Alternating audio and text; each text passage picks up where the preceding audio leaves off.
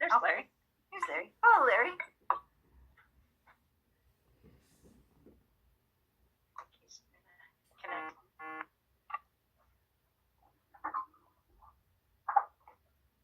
Okay, I think I'm here. You are here. Nice to meet you. I'm Mary. Hi.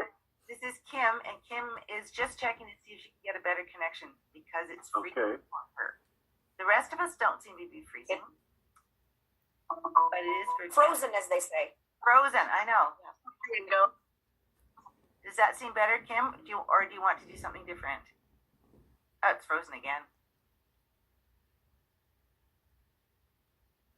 Be back in a second, okay? Okay. Zoom doesn't usually do this, but occasionally it does. So what I was saying, and I'll tell you guys this, I started to write up some notes for Kim, and then I realized that I was writing kind of a book. And I thought, yeah. And I thought, you know what? It would be better for you to explain Aaron to Kim yourself than for me to try. I was going to write some notes and send them to you guys and see if you wanted to add things. And then I thought, you know, if you talk, then she'll ask the question she wants to know. And that, I think that would be actually better, because when I started to write, I realized how very complicated he is. I know everybody's complicated, but he is particularly. And I also realized as I was writing what a very capable person he is, and that was really fun. Well, thank you. You know, he's really showing understanding at times in ways that are really very impressive to me, don't you think? And it's exciting. And also, you know, I think that communication there is a huge piece. So that he can share, you know, so he can share those really sophisticated ideas that he's having. It's the A1. If we could get past that, I think. Well, then I think if you spend a lot of time in your life not being able to, I mean, I think it's great that he's working on it. That he hasn't kind of gone like, yeah, never mind.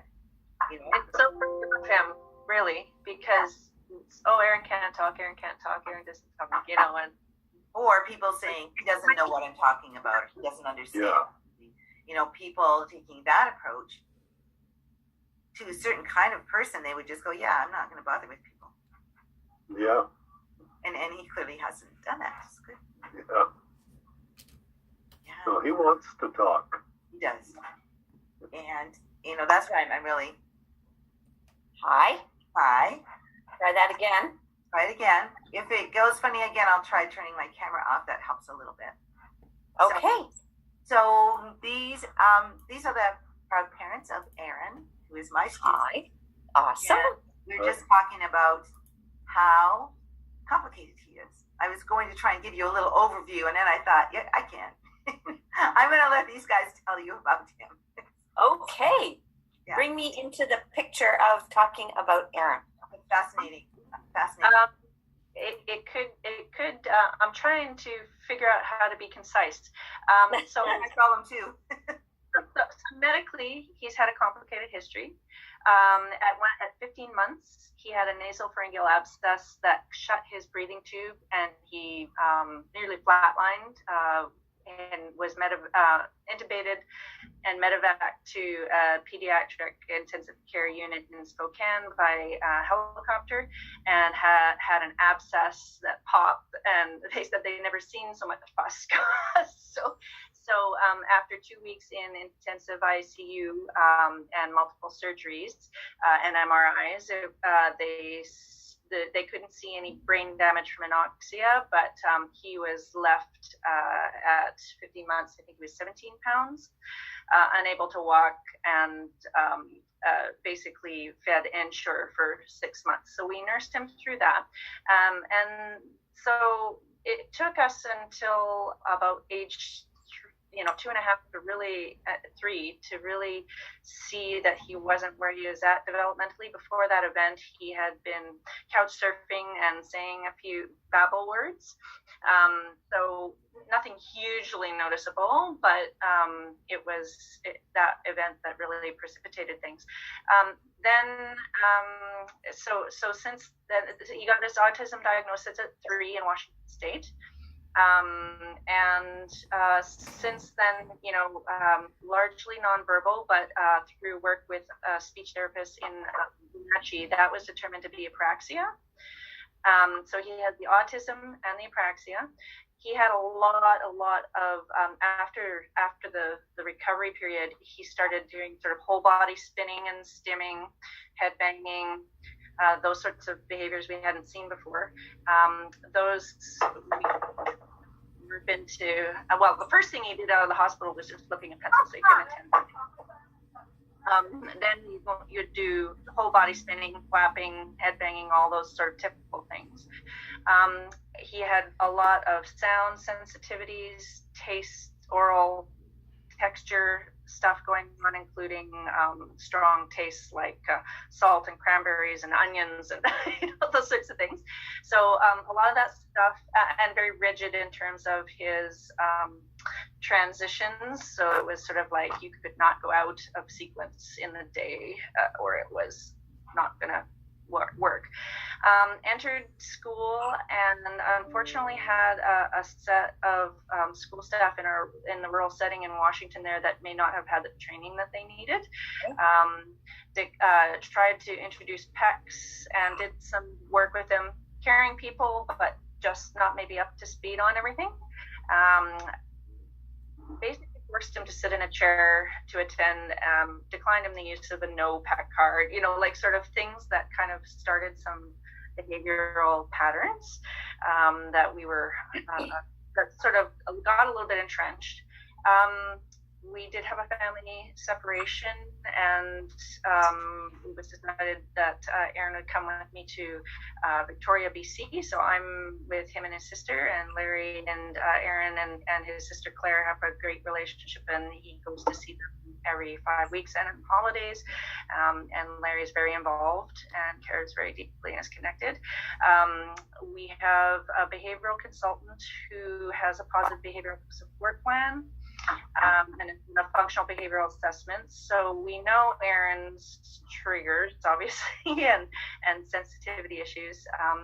He has currently a speech therapist 2 times a week for the apraxia, is making good gains. That was a real struggle. We had a huge, the reason why with self-design, and so thankfully so, is that the school system just it did not serve him well, and the punchline was he ended up locked in a room with the door buzzer locked, not allowed outside or peer access, zipped into a tent to not self-regulate, and wearing a helmet he hated that irritated him with 2 guards on him, and a school shooter protocol in place if he escaped his room. So it was a very traumatic experience in the public school system. We have a clinical psychologist who follows him as a result. He does have acute emotional triggers, particularly, and his behavioral consultant has him on some trauma-based CBT program, part of his IEP with Mary. So our primary goals in the IEP are communication, A1, self-regulation, which the CBT and social skill integration. We do some a dinner group, and we have some social programs that we're doing. Overall, he's now 14, so it's been a long time, and he has come a lot out of the sensory issues, and puberty has actually been quite good for him. Coming out of school, it took a year to decompress and a year to kind of him to start to show himself. And this last year, we've had quite a few, unfortunately, caregiver changes, but even so, he's done some remarkable things. And Mary could tell you about those if she needs to, but really high level abstract thought, like being able to understand levels of government and which one applies to him the most, and that his priorities are green spaces, water and sewer, and like Awesome. yeah, read aloud novels where he can answer independently multiple choice questions 66%. So we see snippets of what's inside of him, but he's really, I feel like his biggest hampers are, well, and right now he's got an abscess tooth, so pain triggers him, hunger triggers him. Acute emotional things, and that particularly lately rejection and social isolation or perceived disrespect. So emotional triggers, physical triggers, hunger triggers, but otherwise he's trying so hard, and we are so proud of him, and he's my hero. And Awesome. yeah, so I don't know, Larry, if you want to add anything. No, I think that pretty well covers it. His behavior here is different, I think, largely because of the environment being so different here. We're out in the country. He was born here, so he knows the place very well, has favorite spots he likes to go to and just spend time looking at things. And, his behavior here has improved tremendously over the last year. There's almost no head banging or any other acting out that way. He's able to communicate non-verbally quite well with everyone here. Everyone here knows him well. I've known him all his life. So I think he's really comfortable with the situation.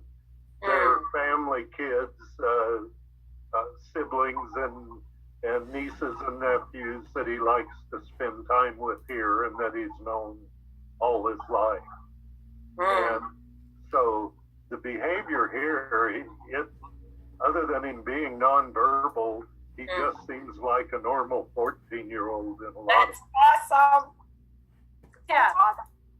Sometimes the transitions can be difficult because but I think any child with a Yeah. It has been significant. Like his behavior when it does happen in either place can be significant, right? Self-injury. I was hoping you would talk a little bit specifically about the nature of that self-injurious behavior, so that she gets a picture of how it. I'm sorry, I'm in a meeting right now. How really intense it can be when it happens. Yep. Yeah. No. And so it depends on his level. So he has, just to complete the picture of the medical issues, he has he's diagnosed anxiety, eosinophilic esophagitis, so throat pain issues sometimes, distended bowel, and tonic-clonic seizures that are controlled by medications. Wait. That is very significant. Yes. So he has active inflammation in his esophagus. Is that what you said? Yes, we have an immunologist who has prescribed Pulmicort, essentially, and he receives nightly as a topical because we're just not going to be able to control it through diet. So. Got it. But I mean, I'll tell you in a minute why this is so significant. And you gave me that list, and that is all critical. So then you said, after you talked about the esophagus, you talked about the bowel, right? Definitely. Okay, what did you say about the bowel? A distended bowel, so impaction. And he self-selects off meat. You cannot give him meat. He also does not drink milk. So I think that there are food products, but because of the nonverbal status, I'm changing my language to pre-verbal status. There you go. He has, so he has a whole suite of ongoing medical stuff plus his background, anxiety and autism, thinking patterns, and emotional trauma from school.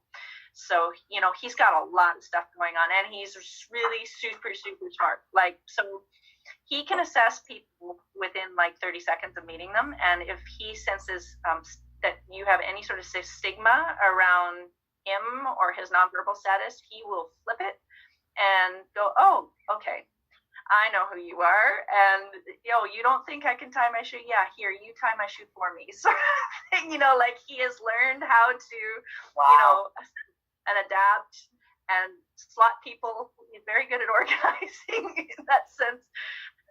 Slot people into it. Love it. When you talk about self-injury, tell me what that looks like when it does happen. On depending on the source type, there's levels of self-regulation. So, restless leg sometimes comes up with low to medium anxiety, chin pressing like this or deep pressure issues, or head pressing against things. The next sort of elevation level is bonking or flopping. Some of those are behaviors that have entrenched after original sensory issues and now just switched kind of into behavior. But then if we can't, our protocol is direct to his iPad, which we are so grateful Mary arranged for through self-design, and he can now use touch chat.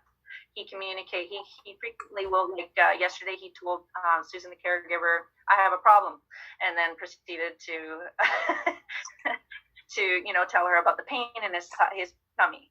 So he's using it. He can sometimes, when you catch him before the blow up point, he can feel his needs are met and kind of de-escalate. He doesn't, a lot of the times he doesn't need sensory input anymore. He used to need squeezing or head pressing. Now he is more social acknowledgement, emotional acknowledgement. I can kind of control myself if I know you're there with me, kind of bit. After the head pressing, the next stage is hitting himself in the head. Larry, correct me if I'm missing anything. But if with the acute stuff, like recently, I think also the puberty hormones are contributing to this. But with the emotional stuff, a couple of weeks ago, there was sort of a series throughout the week of which the psychologist has gone back through now and says, oh yeah, it's the core wound was rejection. So there's a couple of rejections that we hadn't perceived and that he internalized. It built up, and by the end of the week, there was a minor straw in the back kind of situation where he was taking something perceived as a rejection and put his head through the car window of his caregiver. So that was, that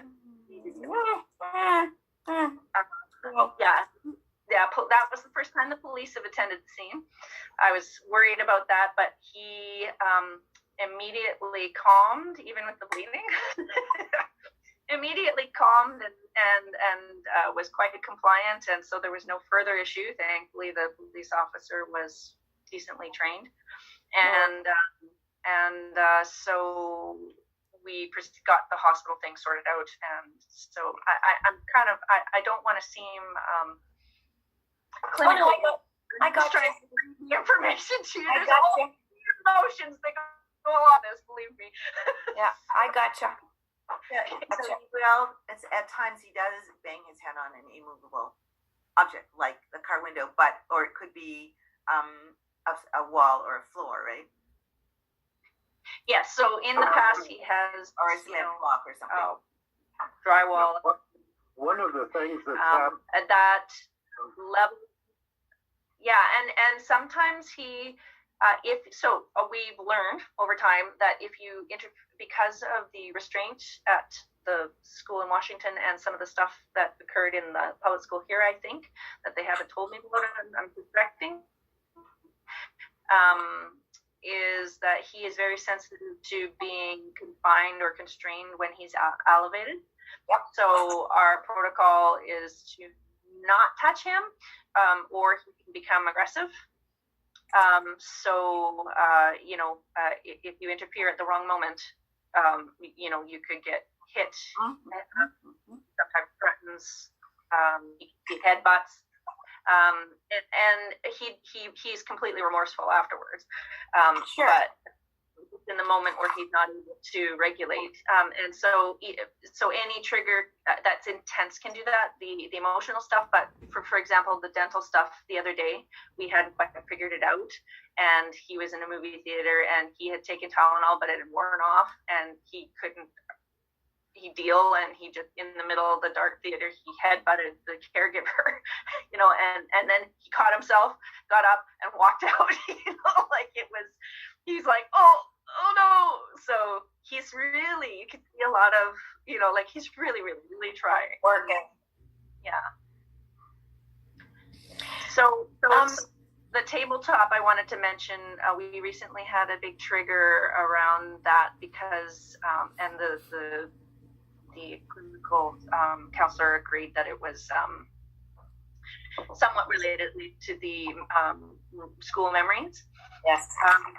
So we had, and it was partly some training deficit that I failed to provide, or I thought was there and wasn't. And around how to do the math and, the tabletop stuff, because he has successfully done math and other academics at the tabletop. We do it in short times in the morning, best time. We've learned not to do it at the end of the day or generates behavior. But our caregiver had tried to do some math, and it got through it, but that was the day, at the end of the day, where the last straw on the camel's back, he put his head through the car window. So my main interest right at this time, and Larry may have other needs as well, is how to design things, to keep his brain circuits calm, to not trigger the emotional stuff, but also how to best structure the academic stuff and the presentation and everything, to be able to, because I think now he's starting to get a little bit more confident. If we can have some good wins, he'll just start, really learning about the things he wants to learn. That and motivation. Those are my. It's very tricky with him because, as an educator, I'm thinking I want to present information to him, and I also have to be very, very, very sensitive, not to bore him or not to seem to be demeaning what he has learned. So that fine line of how much are you going to repeat something, when are you going to define that it's time to move on to the next thing, that's really tricky. And I think that he's very sensitive to feeling that you're giving him repetitive or boring work or something that's too easy. So you want to be careful with that. And then you also want to be careful that you're not skipping things that he needs, information that he needs. So I agree with you, Michelle, it's a very sensitive, and I think the language that is used around that is very important too. The way that I think that he needs to feel all the time very respected as a learner, cognitively. And I don't think he got that message at school. Yeah, and a real piece around, and he may need to get over this, but there seems to be a piece around, I think it comes from misapplied ABA techniques, where I already told you that I'm not stupid. And he gets triggered when, and I think that's what happened in this particular math session, where she went right because the caregiver hadn't seen it herself.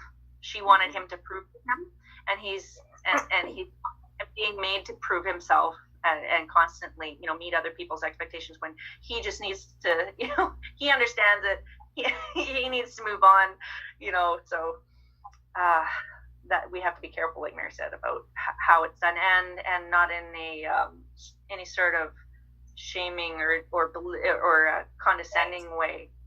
Like at this point, maybe I don't know what pieces he's missing, and Mary's best for that, right? About what the fundamental building blocks are, and you usually get that at a younger age. So how do you present younger material so that we can assess that he's got it and then move on to the next step without triggering him about the stuff about, well, I already know that, right? That's the challenge. I just want to, before I start launching in, because I have a million ideas, I wanted to hear if there's anything more that Larry is thinking about. No, the one thing that's been noticeable here may not be that helpful, but he mostly now, when it comes to when previously he would have self-harmed, Yes. he'll maybe drop to the floor, start to bang his head, kind of look sideways at me, and if I just say, oh, come on now, that's not going to work, he'll get up and go back to whatever we were doing. Awesome. So, you know, his self-regulation here at least has improved tremendously. And it becomes almost a kind of joke between us when he does that. And he'll grin and, you know, go on and, oh, okay, I'm not going to do that then. And it used to escalate and just, he'd attack me and just all sorts of really extreme things. And that just doesn't happen now. Wow, this is so much success in your stories, you guys. We That really must feel awesome, hey? To reflect in this way? Well, yes, it's very nice to feel like some of the challenges that people sometimes don't get over, we've met with support from the professionals, we've managed to make at least bearable. And it's kind of like, okay, should I tentatively hope that we can keep that trajectory? Like, can we pull it out of the fire and get to independence? You know, like that's the goal, right? Yes. Yes. So can I ask a few questions? Can I? Okay. Sure. So first of all, I have to tell you a little bit about my brain and how it works. I look at behavior through a lens of multiple loads. So they call me the behavioral detective because there are so many loads in the brain, because I'm a neuroscientist, that contribute to where that tipping point is into a stress response. And you've given me so many clues, and I always go back to thinking about the brain parts involved. So one thing that I know is the very first thing you told me in your story was about the nasogastric abscesses right away at birth. And that level of inflammation at birth tells me a lot. Meaning that there sounds like through all of your stories that there is I'm going to keep making notes here for myself, chronic inflammation, which you don't need me to tell you that, right? Chronic inflammation. Yeah. It was a single event abscess, but the EOE is definitely continuing and contributing. And you're talking about so many autoimmune things. You know, distended bowel impaction, gut dysbiosis, you know, having challenges at the esophagus, having abscesses in your teeth. This tells me that there's an immune system that dances on the razor's edge. Okay? Typically, what happens with that is that there is a alteration in pain processing.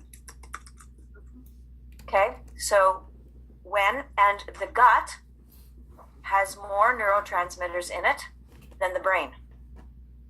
Okay, so when you have chronic inflammation in your gut, which starts in the mouth all the way to the anus, when you have any kind of inflammatory event in there, it impacts the stability of the neurotransmitters in the nervous system.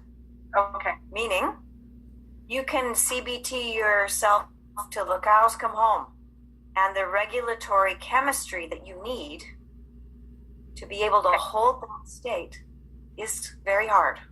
Okay.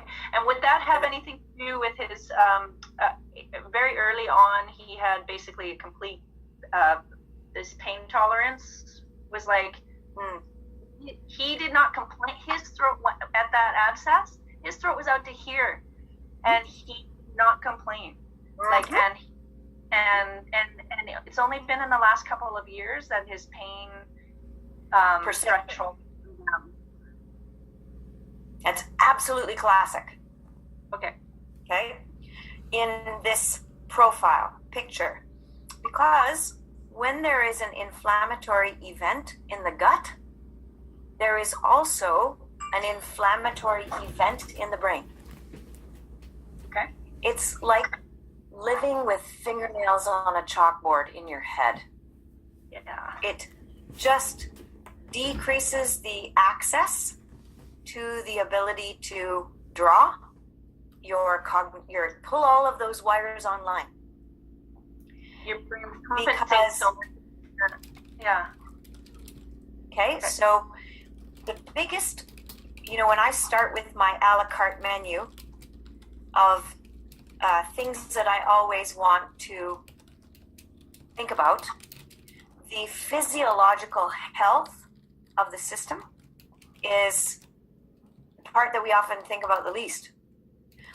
I'm going to give you an example. I had a kiddo like him, almost exactly like this description. And and I've known this kid for 25 years, but when he was about 7, I introduced him to therapeutic listening. This kid had all of the symptoms that you described. Tremendous oral sensitivity, especially at that time. And when I put the headphones on, this boy broke out in hives. And I thought, okay, are you allergic to the headphones? I was like, what? How is this possible? Took the headphones off, the welts kind of dissipated. I then added the music back, and he started to have hives on his ears and face all over again. And what that means is, we call it psycho-neuro-immuno-endocrinology, that all 4 of those things talk to each other. So he had such a high load in the immune system that a sensory stimulus caused an immune response. That makes sense. So this is what I'm hearing in your story, is that to me, the constant load is in the immune backdrop, and all the other variables sit on top of that and fluctuate. That sounds about right. Aside from the actual physical oral therapy of the apraxia part. Totally. Mm-hmm. I'm coming to that one too. I got some thoughts about that too.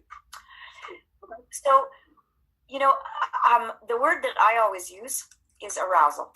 Okay, so behind the scenes of all behavior, human behavior, and I don't mean negative behavior, I mean all behavior, is regulation of an arousal state that allows me to adapt to the environment that I'm in, so that I can sit and watch TV, I can do my math, I can socially connect.